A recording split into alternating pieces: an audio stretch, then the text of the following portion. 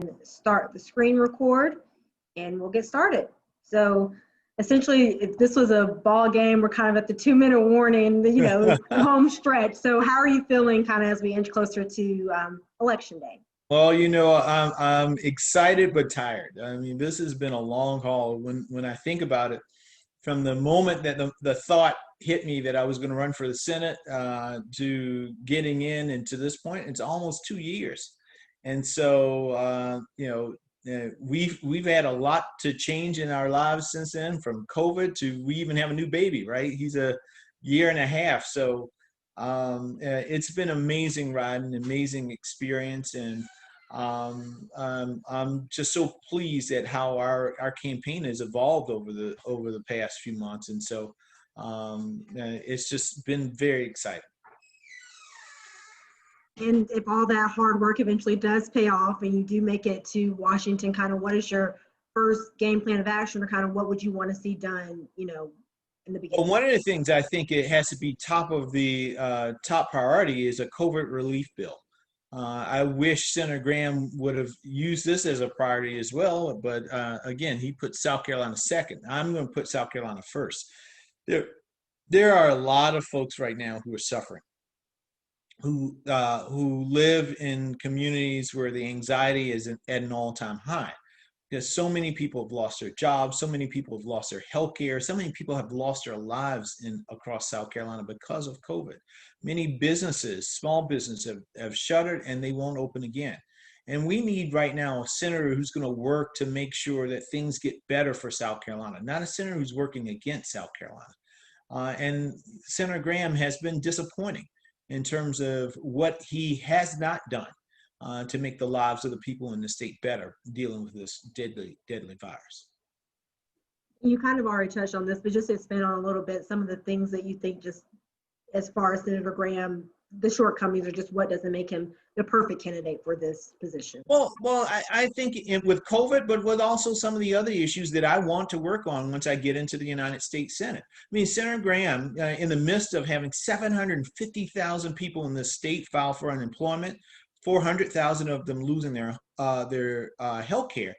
Senator Graham said, over our dead bodies will we allow an extension of the unemployment benefit. In the midst of people's greatest need of additional assistance. And for me, you don't kick a person when they're down.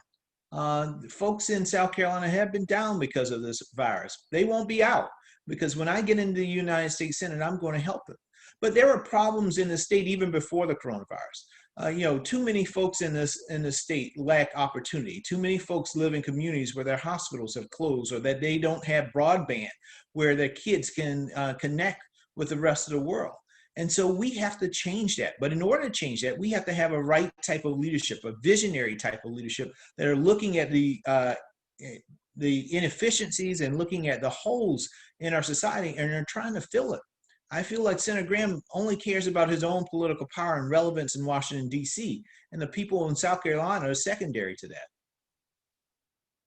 And in addition to COVID, I feel like race relations have been a huge deal kind of in 2020. So the possibility of having 2 African-American senators to represent South Carolina, what were your thoughts on that? Just aside from political affiliation or anything like that, just to have that in a red state.